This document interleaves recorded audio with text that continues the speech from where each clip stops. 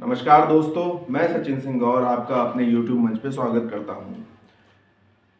मोदी सरकार ने एक बार फिर से कदम वापस खींच लिए हैं। ये जो ट्रक ड्राइवर्स की हड़ताल चल रही थी उसके मामले में, और ये पहली बार नहीं हुआ है। हम देखते हैं ये सरकार, जिसको कि कहा जाता है 56 इंची सरकार है, कड़े फैसले लेती है। वो सरकार अक्सर अपने कदम वापस खींच लेती है जब थोड़ा सा भी प्रेशर पड़ता है, दबाव पड़ता है।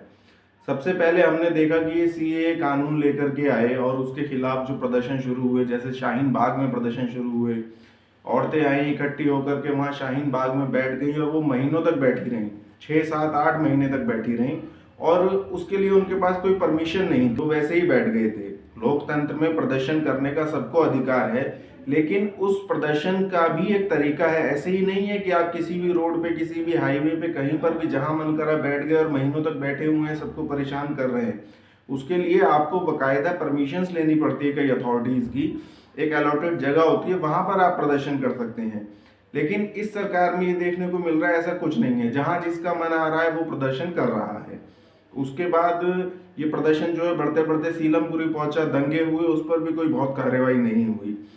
फिर किसान बिल लेकर के आए तो टिकैत आकर के बैठ गए, वहाँ पर हाईवे जाम कर दिया उन्होंने, चारों तरफ के दिल्ली के हाईवे जाम कर दिए, और कोई परमिशन कुछ नहीं था। वो आराम से साल भर तक बैठे रहे, और इतनी परेशानी हुई लोगों को, जिसको कि शब्दों में बयान भी नहीं करा जा सकता है। मतलब एक तरफ का हाईवे ही बंद हो जाए तो सोचिए कैसी परिस्थिति रहेगी। एक ही तरफ के हाईवे से आना जाना दोनों करा जाएगा।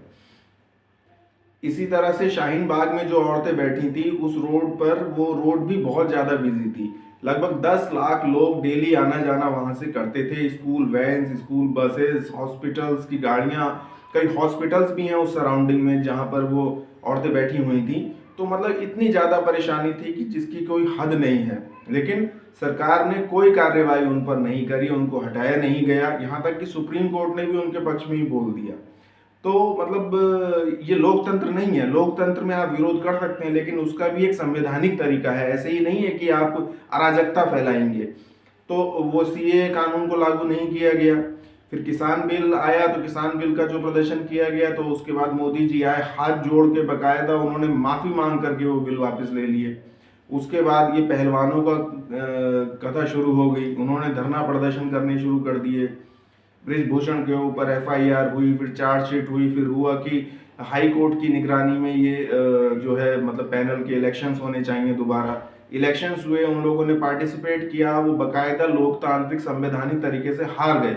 उसके बाद उन्होंने फिर रोना धोना शुरू कर दिया, मेडल्स वापसी और तरह तरह के पब्लिसिटी स्टंट और ड्रामे करने शुरू कर दिए। ये सरकार फिर प्रेशर में आ गई और वो उन्होंने निरस्त कर दिया। एक लोकतांत्रिक संवैधानिक तरीके से चुने गए पैनल को उन्होंने निरस्त कर दिया।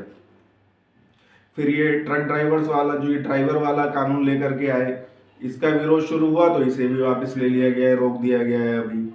तो इससे तो ये सिद्ध होता है कि या तो आप बिना पकाए ही, मतलब पूरी तरह से उस पर रिसर्च करे कोई कानून ले आते हैं और उसको लागू कर देते हैं, जिसका कि विरोध होता है, और जब विरोध होता है तो वापस ले लेते हैं। या तो आपके कानून जो लाते हैं उनमें ही प्रॉब्लम है, उनको या तो आप बहुत सोच समझ करके, रिसर्च करके, देख करके लाइए कि वो बिल्कुल ठीक हों, और अगर उनमें कोई विरोध भी हुआ तो उस पर बैठ करके बातचीत करिए, बीच का रास्ता निकालिए। पूरी तरह से उनको रोल बैक कर देते हैं, ये समझ से परे की बात है। फिर आप लाते ही क्यों हैं ऐसे बिल्स वगैरह? या तो आप लाइए मत ऐसे, या लाते हैं तो पहले ही सोच समझ के लाइए कि इतने कड़े ना हो वो कि लोगों का इतना भयंकर विरोध है। और विरोध आए तो उसके बाद बैठ करके बातचीत करिए, उनको एक बीच का रास्ता लाइए कि थोड़ी उनकी सुनिए, थोड़ी अपनी करिए और कानून को लागू करिए। ये क्या है कि पूरा ही रोल बैक हो जाता है फिर वो। तो इस तरह से मतलब बहुत ही विचित्र स्थिति है ये। और आप लोग कमेंट करके बताइए इस पर कि आपकी क्या राय है। वीडियो देखने के लिए धन्यवाद।